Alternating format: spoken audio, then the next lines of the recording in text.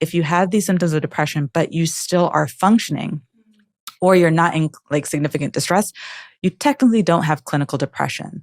Oh. But what I was seeing after 2020 was a lot of people coming in having these symptoms of depression, but over-functioning, meaning they were like showing up. They were the rocks. They were overperforming. And that was their way of dealing with their depression.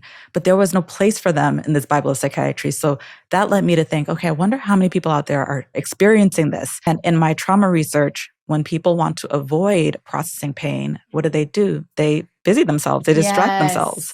So the classic avoidance you see in PTSD is not wanting to be around the situations, the people, the places that trigger you. But another more atypical presentation is busying yourself to avoid the things that you're trying to not deal with. Right. But the problem with that is that when we push down our pain and we don't process it, we also push down our joy.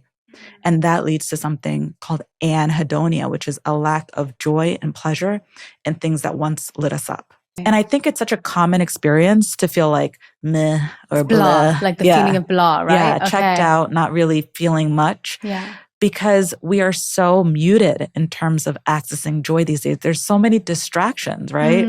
We're constantly on the phone. Yeah. We're getting our dopamine hits. And what happens is that after a while, your brain gets so accustomed to all these hits that you don't access joy in more, stimulating ways, such as through connection with others, through being outside, through eating food and not looking at a screen. Something as simple as that. Yeah. It's a very sneaky symptom. I say that depression is like twin sisters.